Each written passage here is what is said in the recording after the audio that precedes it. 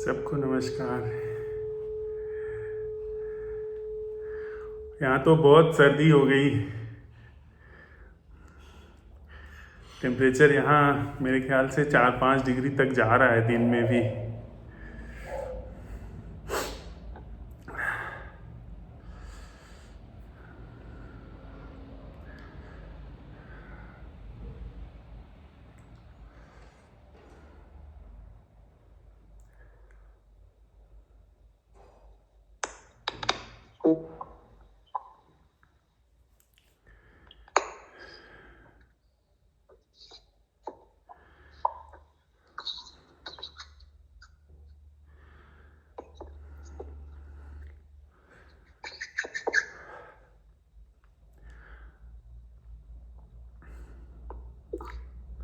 पिछली वार्ता के क्रम में आज जिस बिंदु पे हम लोग चर्चा करने जा रहे हैं,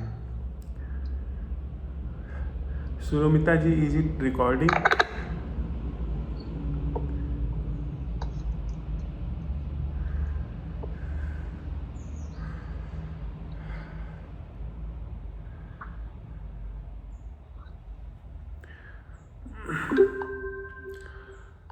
पिछली वार्ता के क्रम में जो आज हम चर्चा करने जा रहे हैं, जिस पड़ाव पर हम चर्चा करेंगे या जिस दृष्टिकोण से हम फिर से आत्म अवलोकन में प्रवेश करेंगे, उसको हमने क्रांति भूमि नाम दिया है। पिछली चर्चा में हम लोगों ने यह देखा, यह समझा कि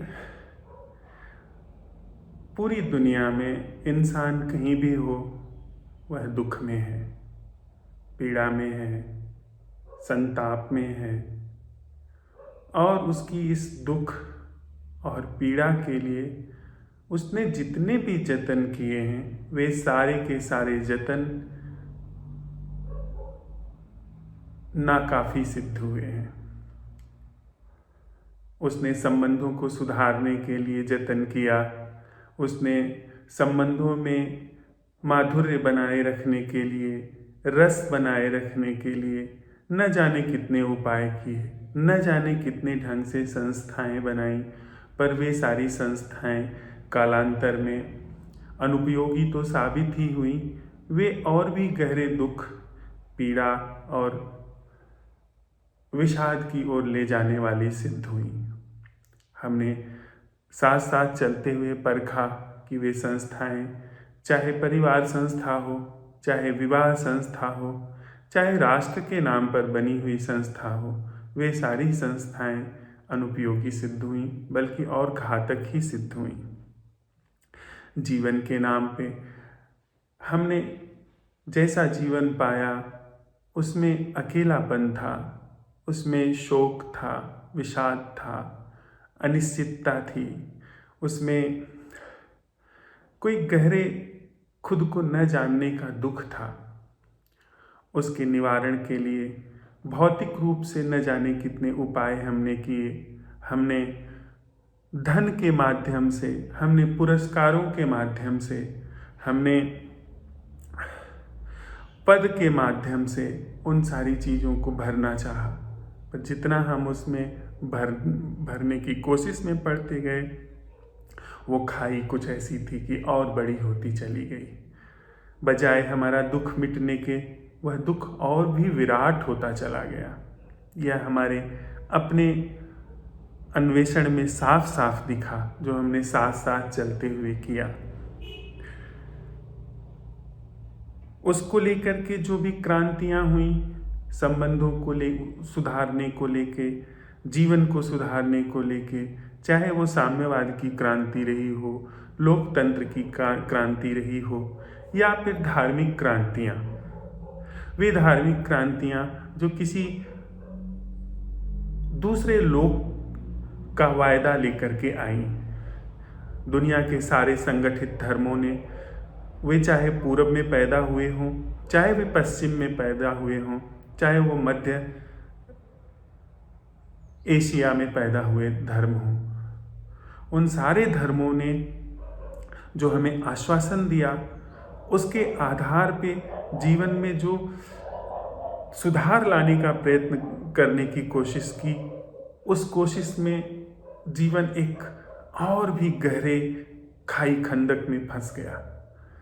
जो जिस स्वर्ग का लोभ दिखा करके हमारा जीवन सुधारने की, हमारा आचरण व्यवहार सुधारने की चेष्टा की गई, वही स्वर्ग हमारे लिए एक नए शोषण का आधार बन गया। जिस नर्क का, जिस दोजख का हमें भय दिखाया गया, वह भय हमारे प्राणों में, हमारे सारे संबंधों में विष की तरह व्याप्त होता चला गया।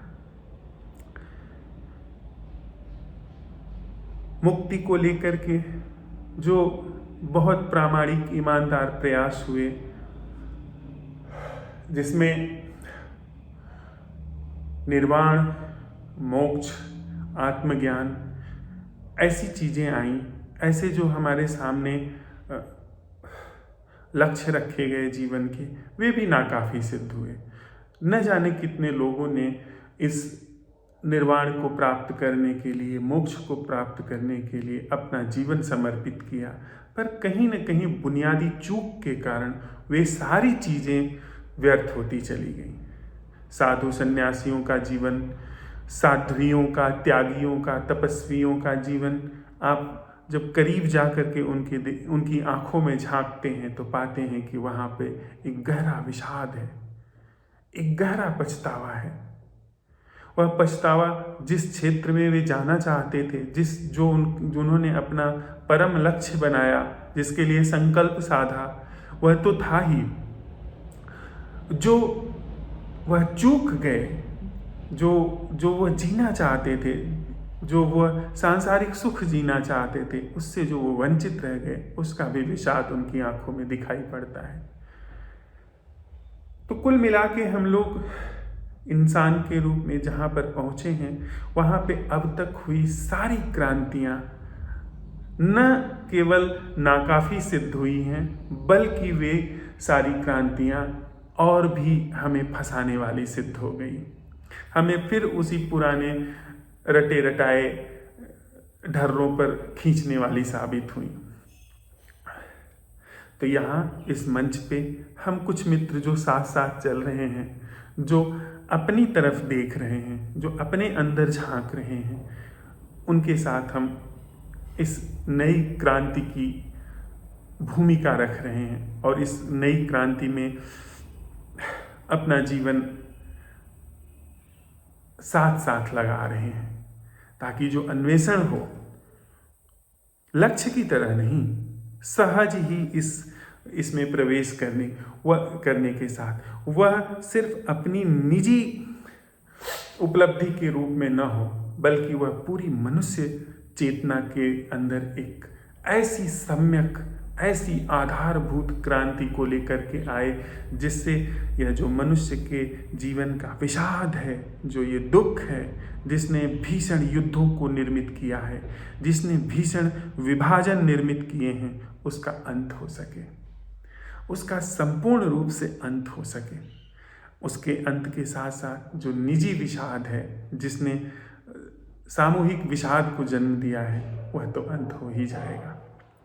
तो उसी कड़ी में हम आज चर्चा करेंगे उस दूसरे पड़ाव पर, जिसका नाम हम लोगों ने क्रांति भूमि रखा है।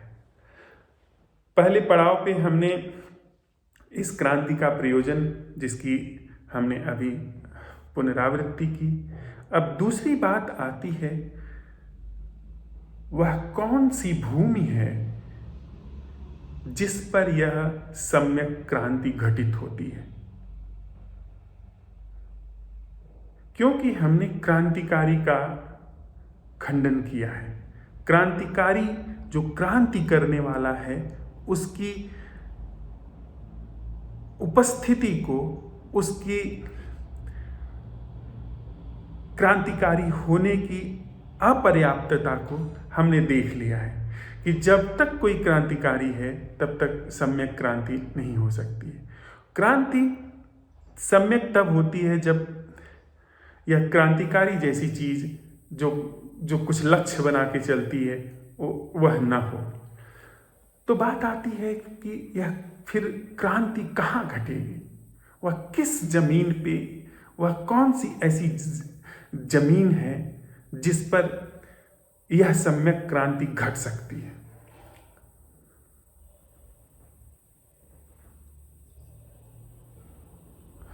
क्या वह जमीन यह चित्त की वह भूमि है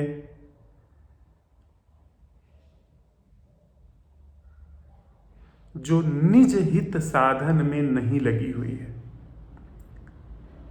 वह चित्त जो निज हित के साधन में नहीं लगा हुआ है, क्या वह भूमि यह चित्त है? हमारा चित्त सदा ही अपने निजी हित के साधन में लगा हुआ है, अपने मैं को पुष्ट करने के लिए, मैं को लाभ पहुंचाने में लगा हुआ है। हमने कभी यह जाना ही नहीं कि यह जो हमारा मस्तिष्क है, यह जो हमारा मन है, यह मन लाखों सालों में विकसित होने वाला वह मानव मन है जो कि एक साथ पूरी धरा पे जितने भी मनुष्य हैं उनके द्वारा साझा किया जा रहा है। हम यह समझते हैं कि यह मेरा निजी मस्तिष्क है, हमारा यह निजी मन है, इसमें निजी जैसी क्या चीज़ है जो हम समझते हैं कि यह निजी है। थोड़ी देर के लिए इस पर हम तर्क के आधार पे चर्चा करेंगे, फिर उस अवलोकन के आधार पे इस समझ में प्रवेश करेंगे जो सम्यक रूप से वह चित्त की भूमि निर्मित करेगी जिस पर यह क्रांति घटित हो सकती है। हम अगर अपने भीतर देखें तो वह क्या है जो हमारा निज है, कौन सा ऐसा विचार है जो हमारा निज विचार है। हम सब यह समझते हैं कि जो आग्रह हमारा अपने राष्ट्र के प्रति है वह हमारा निज आग्रह है। क्या वह निज आग्रह है? सारी दुनिया के जितने भी लोग हैं, जितने भी इंसान हैं, वे इसी आग्रह को अपने अंदर जुगाली करते हैं। चाहे वो भारत के रहने वाले हों, चाहे वो किसी भी दुनिया के देश के रहने वाले हों, इसी आग्रह की जुगाली करते हैं कि यह मेरा राष्ट्र है। इसी आग्रह की जुगाली होती है कि यह मेरा निज धर्म है, जिस धर्म में मैं पैदा हुआ हूँ, जिस धर्म को मैंने धारण किया है, जिस धर्म को मैं बाद में चुनता हूँ, उसका आग्रह है। सारी दुनिया में व्यक्ति अपने आग्रह को लेकर के ही उसके इर्द गिर्द घूमता रहता है। क्या यह निज है? जब हमारे अंदर यह आग्रह पैदा होता है कि यह जो मेरी समझ है, यह जो मेरा निष्कर्ष है, यही निष्कर्ष आत्यंतिक निष्कर्ष है, तो क्या यह सारी दुनिया के लोगों द्वारा साझा किए जाने वाला भाव नहीं है, वाली समझ नहीं है, जो कि इस निष्कर्ष पे कि मैं अपने निष्कर्ष पे पहुंचता हूं, फिर उस निष्कर्ष को पुष्ट करने के लिए सारे उपाय करता हूं? क्या यह कॉमन बात नहीं है? और अंत में यह जो मैं का भाव है, यह कॉमन नहीं है, यह सबसे साधारण से साधारण भाव नहीं है। यह मैं का भाव इस जमीन पे 8 अरब लोगों के द्वारा समान रूप से साझा किया जाने वाला भाव है। दुनिया का कोई भी इंसान हो, जिस तरह से मैं अपने इस मैं के इर्द गिर्द घूमता रहता हूँ अपने को लाभ पहुँचाने के लिए, अपने कल्याण के लिए, उसी तरह से दुनिया का हर इंसान अपने मैं के इर्द गिर्द घूमता रहता है। तो क्या यह मेरा अपना रचा हुआ मैं है? क्या इसमें कुछ व्यक्तिगत जैसी कोई चीज है? या यह उसी मानव मन द्वारा, उसी मानव चित्त द्वारा जो लाखों वर्षों में विकसित हुआ है, जो एक साथ दुनिया में हर मनुष्य के साथ साझा किया जाने वाला मन है, जो मैं के रूप में काम करता है, जो अपने निजी हित साधन में दिन रात लगा हुआ रहता है। वही मैं जिसने चंगेज खान निर्मित किए। हमारा चित्त उसी चंगेज खान के अनुभवों से, उसी के द्वारा जो प्रभाव छोड़े गए हैं उससे निर्मित है। हमारा चित्त बुद्ध के द्वारा जो प्रभाव छोड़े गए हैं उससे निर्मित है।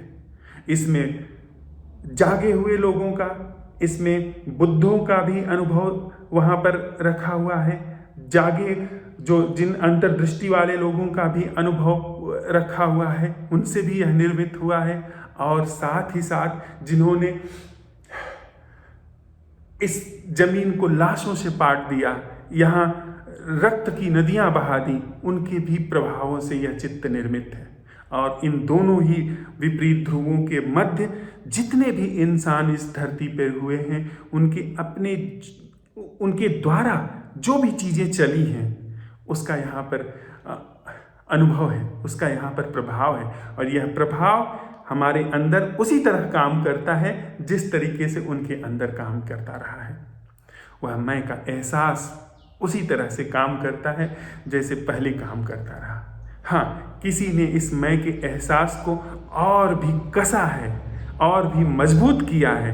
वह इतना प्रबल मैं का भाव था कि उसके लिए सारी दुनिया की ज़मीनें भी कम पड़ती गईं।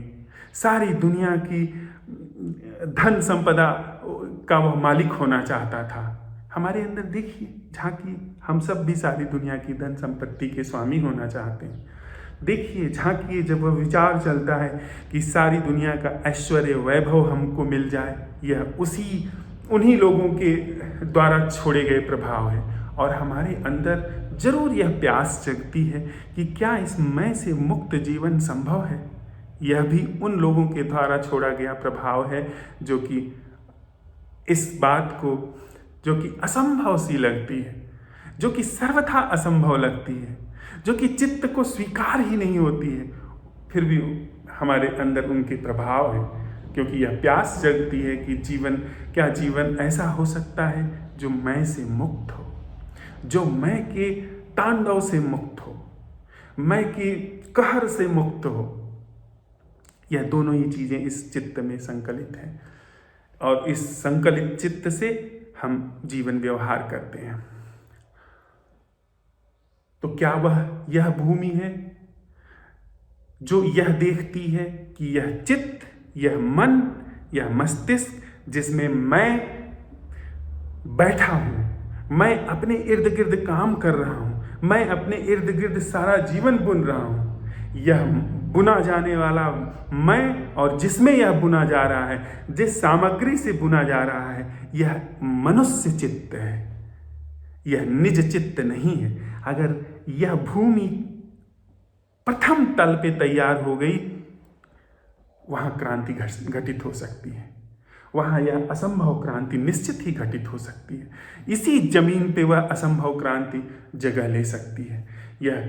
यह समझ जो हमने अभी साथ साथ चलते हुए साझा की, इस समझ में कि यह चित्त, यह मन, यह पूरी मनुष्य जाति का साझा किया जाने वाला मन है, साथ ही यह मनुष्य के लाखों लाखों साल के विकास के परिणाम है।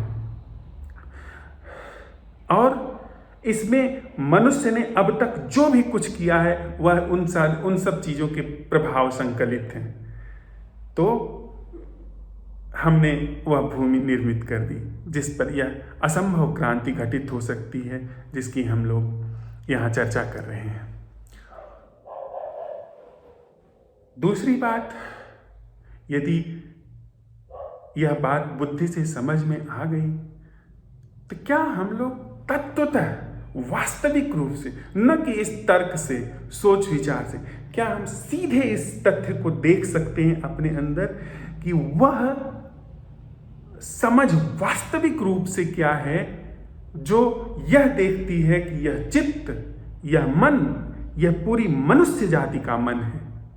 जिस तरीके से अभी हमारे अंदर गहनतम गर्भ में यह समझ काम करती है कि यह मेरा मन है, मैं अकेला हूँ, मैं अलग थलग हूँ, क्या वहां पर यह समझ प्रवेश कर सकती है कि यह मनुष्य जाति का मन है, मेरा निज मन नहीं है। यह मनुष्य जाति की बुद्धि है, मेरी अपनी निज बुद्धि नहीं है। मेरी अपनी निजता उस मनुष्य जाति की चेतना पर, बुद्धि पर चल रहा एक उपक्रम है। जैसे सारी दुनिया के उपक्रम चल रहे हैं, सारी दुनिया में अलग अलग व्यक्तियों के उपक्रम चल रहे हैं, उसी तरह मेरा उपक्रम चल रहा है। पर उसकी जो जमीन है, उसकी जो मूल सामग्री है, वह मनुष्य चेतना है।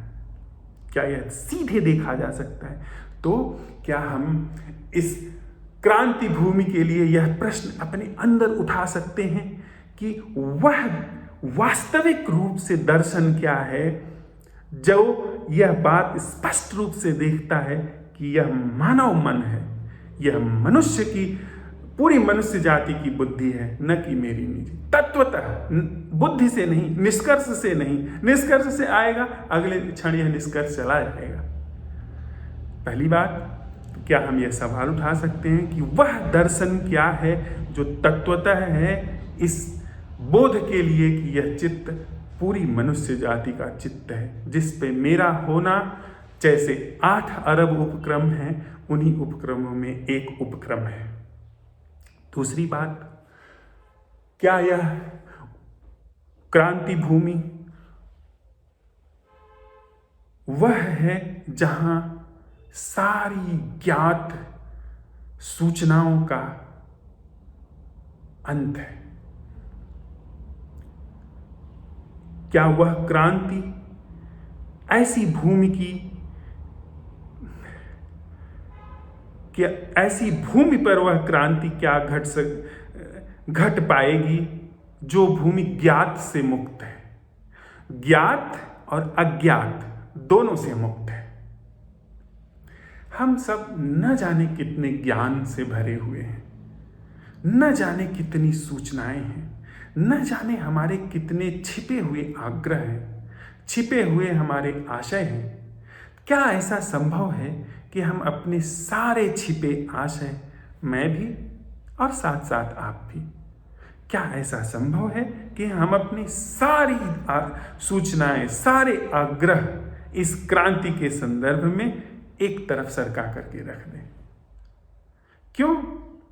क्योंकि अगर हम ऐसा कोई प्रश्न उठाने जा रहे हैं जो सीधे जीवन पर चोट करता है, जो सीधे जीवन में प्रवेश करता है, जो उठता वर्बल है, जो साझा वर्बली होता है, लेकिन जिसका प्रवेश प्राणों में है, ठीक उसी तरीके से जैसे जब आप पेड़ कहते हैं तो मैं पेड़ शब्द की खोल को एक तरफ रख करके उस चीज को देखना शुरू कर देता हूं जिसका नाम पेड़ है।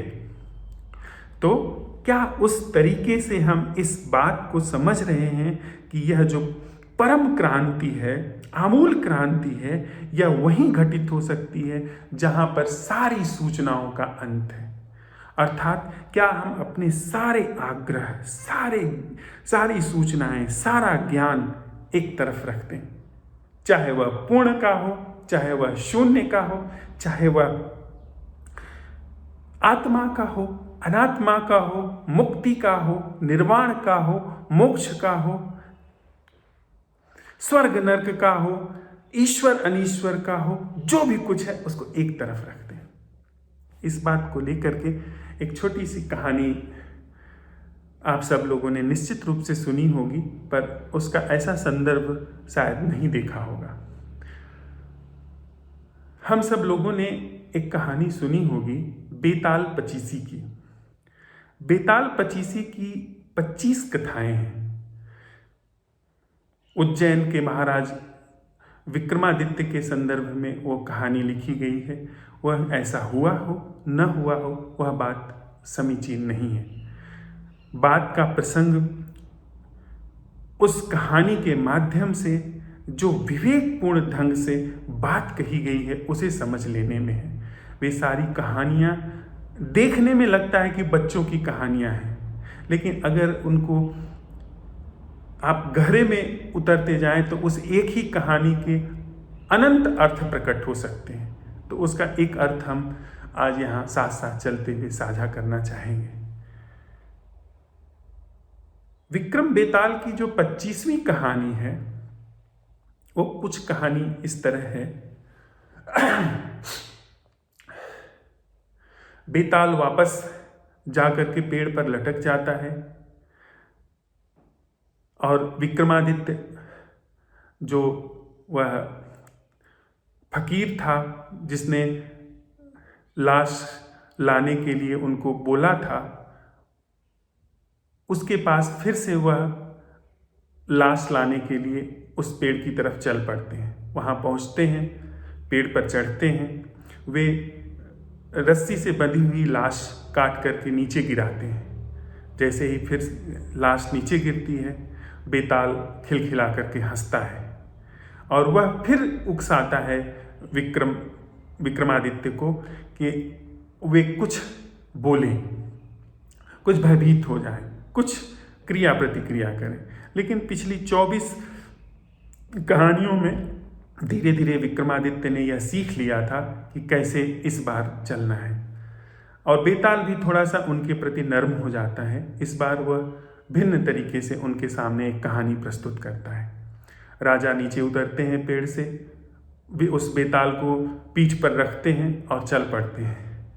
वह कहानी सुनाता है कि एक राज्य में राजा जो था उसके छोटे भाई ने विश्वासघात किया और विश्वासघात करके उनका राज्य हथिया लिया। जो महारानी थी वह अपनी बेटी को लेकर के किसी तरह बचा करके जंगल भाग गई। राजा की हत्या हो गई और रानी जंगल में मारे मारे फिरने लगी अपनी बेटी को लेकर के। उस जंगल में एक व्यापारी अपने बेटे के साथ जा रहा था। यह कहानी बेताल सुना रहा है राजा को, जैसे उसने पिछली बार 24 कहानियां सुनाई थी। व्यापारी और उसका बेटा देखते हैं 2 स्त्रियों के पदचिन्ह जंगल में बने हुए हैं। वे आपस में मशविरा करते हैं कि जरूर कोई 2 भली स्त्रियां इस जंगल में भटक रही हैं, जो रास्ता नहीं पा रही हैं। वे लोग आगे बात करते हैं और इस बिंदु पर आते हैं कि इनको हमें सहायता देनी चाहिए और इन्हें बाहर लेकर के चलना चाहिए जंगल के। वहाँ जब वो खोजने निकले उससे पहले ही बाप बेटे में यह तय होता है कि यह जो बड़े पद चिन्ह हैं यह संभवतः माँ के होंगे और जो छोटा पद चिन्ह है वह संभवतः पुत्री का होगा। तो बड़े पद चिन्ह की तरफ पिता जाए और जब वह उस स्त्री को खोज ले तो उस स्त्री से वह विवाह कर ले, और छोटा पद चिन्ह तय होता है कि उसकी खोज में बेटा जाए और जब वह उस पद चिन्ह वाली स्त्री को खोज ले तो उससे विवाह कर ले। और आपस में वो ऐसा अनुमान लगाते हैं कि बड़ा पद चिन्ह जो है माँ का होगा और छोटा पद चिन्ह पुत्री का होगा। दोनों खोज लेते हैं जंगल में। खोज करके वे जब उन्हें पा जाते हैं तो पता लगता है कि जो बड़ा पद चिन्ह था वह पुत्री का था और जो छोटा पद चिन्ह था वह माँ का था। अब शर्त के अनुसार बाप जो है वह बेटी से शादी करता है और बेटा जो है वह माँ से शादी करता है, क्योंकि जो पद चिन्ह खोजे गए थे उन पद चिन्ह वाली स्त्रियों से ही विवाह करना तय हुआ था। विवाह करके वो लोग ले आते हैं घर पे और उन दोनों ही बाप बेटे और माँ बेटी के संयोग से 2-2, 3-3 पुत्र पैदा होते हैं। बेताल उस राजा से पूछता है कि राजा, उन माँ बेटी जो कि बेटे और बाप से शादी हुई थी, बेटे ने माँ से शादी की थी और बाप ने बेटी से शादी की थी, उनके द्वारा पैदा हुए पुत्रों का आपस में रिश्ता क्या होगा? अब यह ऐसा प्रश्न है जो स्थापित नीति के सिद्धांत हैं उसके बिल्कुल भी वहाँ पर प्रतिकूल सिद्ध होता है। इसमें कोई भी उत्तर दिया ही नहीं जा सकता कि इसमें क्या रिश्ता होगा। उन जो बच्चे पैदा हुए हैं उनका आपस में क्या संबंध होगा, इसका उत्तर ही नहीं हो सकता है। तो जो पुरानी शर्त थी कि अगर राजा को उत्तर पता है तो राजा बोले, और राजा बोलता, बेताल जैसे ही राजा का मौन टूटता बेताल वापस पेड़ पर भाग जाता। और अगर राजा का उत्तर पता था और वह न बोलता तो उसका सिर टुकड़े टुकड़े हो जाता। लेकिन यह ऐसा प्रश्न बेताल ने उठाया था जिसका उत्तर हो ही नहीं सकता। क्या उत्तर होगा? और कहते हैं इसके बाद बेताल को लेकर के उस तांत्रिक के पास राजा पहुंच जाता है और उसको भेंट कर देता है। यह कथा कहीं न कहीं जिसने लिखी है उसको जीवन के संबंध में गहरी अंतर्दृष्टि रही होगी। जब हमारा ज्ञात ना काफी हो जाता है उठे हुए प्रश्न पर, तो एक बिल्कुल भिन्न आयाम जीवन का प्रकट होता है जो कि उसे उस रास्ते को उघाड़ देता है जो रास्ता प्रचलित जो ढर्रा है, प्रचलित जो जीवन है उसके पार लेके जाता है। तो हम क्रांति भूमि की इस जमीन को और गहरे से जब हम चर्चा कर रहे हैं तो उसमें यह है ज्ञात से मुक्ति। जो भी हम कुछ जानते हैं, जो भी हमारे आग्रह हैं, उनको हम एक तरफ रख दें, और जहाँ हमारे सारे आग्रह एक तरफ रख उठते हैं वहाँ पे वह कला, वह जीवन, वह ढंग शुरू हो जाता है जो मैं के पार का है। तीसरी बात जो इस भूमि के संदर्भ में और समझ में आती है, जो हम साथ साथ चलते हुए साझा कर सकते हैं, वह है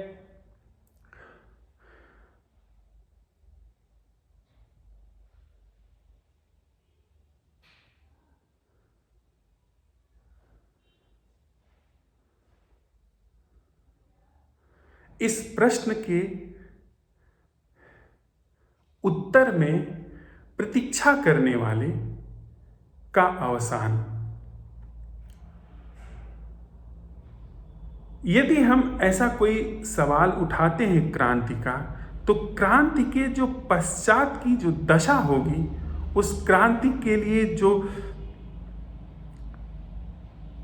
जो हमारे अंदर एक यूटोपिया पैदा होती है या जो आकांक्षा पैदा होती है, उसका अवसान, उसका अंत, यह सम्यक क्रांति जिसकी हम आप साथ साथ चलते हुए चर्चा कर रहे हैं, यह वहां पर घटित हो सकती है जहां पर इसके परिणाम की आकांक्षा करने वाला, इसके परिणाम को ग्रहण करने वाला भी कोई शेष ना हो। यदि इस प्रश्न को उठाया गया कि वह जीवन क्या है जो मैं से सर्वथा मुक्त है, वह जीवन क्या है जो इस मनुष्य की पूरी लाखों वर्षों में विकसित हुई बुद्धि से और लाखों वर्षों में विकसित हुए इस मन से न्यारा है, उसमें यदि कोई प्रतीक्षा करने वाला बच गया है तो यह भूमि अभी ठीक से तैयार नहीं हुई। यह भूमि अभी सम्यक रूप से वहां पर अपना स्थान नहीं पाई जहां पर इस प्रश्न के बीज बोए जा सके। तो क्या ऐसा संभव है कि जब हम सवाल उठा रहे हैं तो उस सवाल के उठाने के साथ ही साथ यह जो क्रांतिकारी सवाल उठ रहा है हमारे जीवन में, जो सबसे पहले इस समझ के साथ उठ रहा है कि यह जो चित्त है, इसमें यह जो मैं का उपक्रम चल रहा है, यह पूरा मनुष्य चित्त है, यह कोई निज चित्त नहीं है। दूसरा, यहाँ पर सारे ज्ञात का नकार है, क्योंकि ज्ञात के स्थगन में, ज्ञात के अंत में ही वह चीज शुरू हो सकती है, वह ढंग शुरू हो सकता है जो अज्ञेय की तरफ ले जाता है। तीसरा, जो अंतिम जिस पर हम लोग चर्चा कर रहे हैं, वह है क्या ऐसा संभव है कि वहां पर जब यह सवाल उठाए जाए तो यहाँ पर कोई भी उस प्रश्न की के उत्तर की प्रत्याशा में शेष न रहे। आप देखें, यदि हम साथ साथ चलते हुए इस क्रांति भूमि का निर्माण अपने भीतर कर रहे हैं और हमने यह सबसे पहले देखा कि यह मेरा जो चित्त है, यह जो मेरा मन है, यह पूरी मनुष्य जाति का मन है। दूसरा, हम इसके पार जो संभावना है, इस मैं के पार जो संभावना है, अर्थात इस पूरे मनुष्य जाति के चित्त के पार जो संभावना है जीवन की, उसका सवाल उठा रहे हैं। तो इसमें इस मन के सारे ज्ञान को एक तरफ सरकाना, उस भूमि का निर्माण करना है। उसी तरीके से जैसे एक किसान अपनी जमीन तैयार करता है बोने के लिए। और तीसरा जो अंतिम हम जिस पर चर्चा कर रहे हैं वह है, क्या इस जमीन पर जब बीज बोए जाएंगे तो उसकी फसल काटने वाला कोई शेष रहेगा, कोई बचा हुआ है। अगर कोई इस फसल को काटने के लिए वहाँ पर बचा हुआ है तो इसका मतलब है सम्यक रूप से प्रश्न नहीं उठाया गया, क्योंकि उसी आकांक्षा में वह पुराना चित्त शेष रह गया, वह पुराना उपक्रम शेष रह गया। क्योंकि पुराना उपक्रम हमेशा किसी न किसी तरीके से बचना चाहता है। और प्रश्न जो है वह मैं के पार का वह जो जीवन है, अगर कोई जीवन है, उसको उघाड़ लेने के लिए है। मैं के पार के जीवन को उघाड़ने के लिए उसके परिणाम को ग्रहण करने वाला अगर कोई विशेष बच रहा है तो फिर चूक हो गई, जिसका हम लोग साथ साथ प्रकाशन कर रहे हैं। तो यह अगर अभी हमने अपने अंदर यह प्रश्न उठाया, देखिए हमारे चित्त की क्या दशा है। हमारे चित्त में फिर देखिए क्या हो रहा है। क्या वह पुरानी संरचना जो पहले काम करती चली आ रही थी, जिसने यह देखा कि यह मानव चित्त है, फिर यह देखा कि यहाँ पर जब हम सवाल उठाएं तो सारे ज्ञान को एक तरफ सरका दें, फिर तीसरी चीज़ कि हम इसके परिणाम के लिए, इसके निष्कर्ष के लिए प्रतीक्षा करने वाले के रूप में भी न बचें। क्या है हमारे चित्त की अवस्था? ठीक इसी चित्त की अवस्था में हम प्रश्न उठाते हैं, वह जीवन क्या है जो मैं से मुक्त है।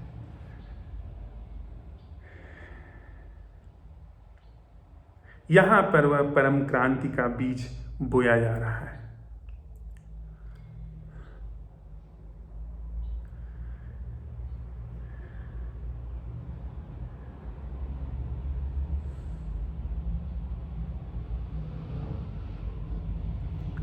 आप कह सकते हैं कि ऐसा चित्त, ऐसा जीवन तो पशु पक्षियों का हो सकता है। वह ज्ञान है, वह हमारी समझ बूझ है, वह हमारे अंदर संचित चीज है। क्योंकि पशु पक्षियों का जगत यहाँ पर संचित है। यदि हम विकासवाद के सिद्धांत को स्वीकार करें तो हम पशु पक्षियों के जगत से आए हैं। उनके सारे अनुभव यहाँ पर संचित हैं हमारे चित्त में। तो उसी चित्त से यह उत्तर आ रहा है। पर हमारी जमीन क्या कह रही है? हमारी जमीन ज्ञात के उत्तर स्वीकार नहीं कर रही है। यह बीज ज्ञात के उत्तर स्वीकार नहीं कर रहा है। यह बीज अंकुरित हो रहा है असंभव संभावनाओं में कि वह जीवन क्या है जो मैं से मुक्त है। साथ ही वहां पे कोई भी वेट करने वाला नहीं है, इसलिए यह प्रश्न अबाध हो गया। यह इस बीज के लिए जो जमीन है वह अतल गहराई लिए हुए है। इस बीज के लिए, इस बीज के अंकुरण, पुष्पन, पल्लवन के लिए जो विराट आकाश है वह वहां पर उपस्थित है। कहीं कोई बाधा नहीं, कहीं कोई रोक टोक नहीं है उस प्रश्न के अंकुरित होने के लिए। तो हम यह सवाल उठा रहे हैं साथ साथ में चलते हुए। मैं फिर एक बार प्रश्न को दोहरा दूं कि साथ साथ चलने का जो यह हमारा आशय है, आप कुछ जानते हैं, मैं कुछ जानता हूँ, यह पुराने मनुष्य चित्त का लक्षण है। आप अलग हैं, मैं अलग हूँ। आपका ज्ञान आपको अलग करता है, मेरा ज्ञान मुझे अलग करता है। आप सवाल उठाते हैं, मैं उसका विरोध करता हूँ क्योंकि वह मेरी समझ के अनुकूल नहीं होता है। मैं सवाल उठाता हूँ, आप उस पर सहमत हो जाते हैं, फिर भी वह सहमति होती है, वह प्रश्न का घुलना नहीं होता। लेकिन आपका चाहे जो सवाल, चाहे जो ज्ञान हो, चाहे जैसा जीवन हो, उसमें कोई रुचि नहीं है। लेकिन हम और आप जब यह प्रश्न उठाते हैं कि वह जीवन क्या है जो मैं से मुक्त है, आपने अपना सारा संसार यानी वह सारा उपक्रम मैं का, साथ ही उस उपक्रम की सारी सामग्री आपने दांव पर लगा दी। और मैं आपके साथ हूं। मैंने अपना मैं का सारा उपक्रम और जिस सामग्री से यह मैं निर्मित होता है, जिस ढंग से यह मैं निर्मित होता है, वह सारी सामग्री दांव पर लगा दी। यानी फिर वह दो प्रश्न नहीं है। जितने हम मित्र हैं वे उनके अलग अलग प्रश्न नहीं हैं। वह प्रश्न एक ही है। मैं अलग अलग हो सकते हैं, लेकिन जब सवाल इस बात का है कि वह जीवन क्या है जो मैं से मुक्त है, तो मैं से मुक्त जीवन अखंड होगा, एक भी नहीं होगा। वह अटूट होगा, उसका उत्तर अटूट होगा। इसलिए उसका उत्तर कभी मुझे नहीं आएगा, उसका उत्तर कभी भी आपको नहीं आएगा, क्योंकि आपको उत्तर जो आता है वह पुराने मन की संरचना है जिस पर हम सवाल उठा रहे हैं। मुझे उत्तर आएगा यह पुराने मैं की संरचना है जिस पर हम सवाल उठा रहे हैं। लेकिन अगर हमने सम्यक रूप से सवाल उठाया कि वह जीवन क्या है जो मैं से मुक्त है, प्रचंड रूप से हमारी ऊर्जा एक साथ बह रही है। प्रचंड रूप से हमारा पूरा ध्यान, पूरी सजगता, पूरी तत्परता एक साथ बह रही है। इसको हम कहते हैं साथ साथ चलना। यह कोई लोकतांत्रिक बात नहीं है जहां आपको भी कहने का हक है, मुझे भी कहने का हक है। यह राजनीति है, लोकतंत्र। और यह अपनी बात भी नहीं है, यह राजतंत्र भी नहीं है, यह निरंकुशतावाद भी नहीं है, यह वह भी नहीं है। यह ऐसा मंच है, यह ऐसा ढंग है जिसमें हमारा समूचा ज्ञात, हमारी समूची पुरानी संरचना दांव पर है। चाहे जो आप हो, आप दांव पर हैं। चाहे जो मैं हूं, मैं दांव पर हूं। और इस दांव पर लगने में वह जो उत्तर आएगा, वह उत्तर मुझे आपको नहीं आएगा। हम आप तो पहले ही विदा हो चुके। हम आप तो इस प्रश्न के उठाने में ही विदा हो गए। जो समाधान आएगा समूची मनुष्य चेतना के लिए आएगा। समूची मनुष्य चेतना एक अभिनव सृजनात्मक जीवन में जीवन की कला सीखेगी। प्रवेश नहीं, कला सीखेगी। वह उन क्षेत्रों में सूचनाओं का, ज्ञान का तो उपयोग करेगी जो कि सुविधा का जगत है, कंप्यूटर का जगत है, उसमें उपयोग करेगी। वह भोजन बनाने का जगत है, वह कल कारखाने चलाने में उपयोग करेगी। पर जहाँ पर जीवन है, जहाँ पर संबंध है, वहाँ पर कभी भी वह परमाणु बम नहीं बनाएगी। वहाँ पे कभी वह राष्ट्रवाद नहीं करेगी, क्योंकि वहाँ पर वह अखंड है। सोच विचार जब इस मैं संस्था का निर्माण करता है तो सारी उपद्रव पैदा होती हैं, सारा तांडव, सारी विभीषिकाएं पैदा होती हैं। लेकिन सोच विचार या मन की संस्था या मनुष्य चित्त यह जब ऐसे क्षेत्र में प्रवेश नहीं करता, अर्थात ऐसी कला सीख लेता है, ऐसी कला सीख लेता है जो कि हम आप सीख रहे हैं। हम आप अपने अवसान में इस हमारे आपके अवसान में यह मनुष्य चित्त ऐसी कला सीख रहा है तो वह करुणा से चलता है। कोई नाम दे दे, प्रेम नाम दे दे, प्रज्ञा नाम दे दे, वह उससे चलता है, न कि अपने निजी एजेंडे से जो कि युद्धों को निर्मित करते हैं। तो हम आप आज इस दूसरे पड़ाव पर, जो कि बस कहने को दूसरा पड़ाव है, हर पड़ाव पर ही क्रांति हो रही है, हर पड़ाव पर ही क्रांति संभव है। हमने सीखा कि वह क्रांति भूमि क्या है जहाँ पर यह क्रांति होती है। मुझे मेरी न स्वीकार करिए, हम आप साथ साथ चल के देखें। आप अपनी बात को भी महत्व मत दीजिए, मेरी बात को भी महत्व मत दीजिए। अपनी चेतना के सामने यह सवाल उठाइए कि वह जीवन क्या है जो मैं से मुक्त है, जिसके लिए हमने इस जमीन को तैयार किया, क्रांति भूमि की तैयारी हमने की। उसमें ही संभव है कि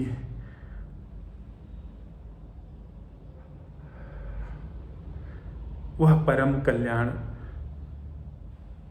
जिसे इस तथाकथित मैं का भी और पूरी मनुष्य चेतना का भी संभव है। तो मेरी भी बात मत स्वीकार करिए। वह व्यक्ति जो यह कहता है कि ऐसा हो ही नहीं सकता, मैं के बिना जीवन हो ही नहीं सकता, उसकी भी बात मत स्वीकार करिए। प्रयोग करिए, यह सवाल उठाइए, इस सवाल के साथ टिकिए। मैं भी इस सवाल के साथ टिका हूँ। मेरा जीवन मेरी गाथा कहेगा, जो कह रहा है, जो मिटने की गाथा कहेगा। आपका जीवन आपकी गाथा कहेगा, जो मिटने की गाथा है। तो प्रकारांतर से हम लोगों ने यह चीज़ समझी साथ साथ चलते हुए कि वह क्रांति भूमि क्या है जहाँ पर यह क्रांति घटित होती है, और यह सवाल उठाया कि वह जीवन क्या है जो मैं से मुक्त है। तो अब मैं आप सब लोगों के सामने यह मंच खोलता हूँ। आप लोग भी इस क्रांति भूमि को लेके, इस क्रांति को लेकर के प्रश्न उठाइए, मुझे हराने के लिए नहीं। आप अगर मुझे हराने में रस लेना चाहते हैं, मुझे गलत ठहराने में रस लेना चाहते हैं, मैं पहले ही स्वीकार कर लेता हूँ, मैं अपनी हार स्वीकार कर लूँगा, लेकिन उससे कोई कल्याण नहीं होगा। लेकिन जो मैं कह रहा हूँ, जो चीज़ें साझा कर रहा हूँ, उसको अगर आप साथ साथ चलते हुए सवाल उठाएंगे तो एक परम क्रांति भी घटित हो सकती है।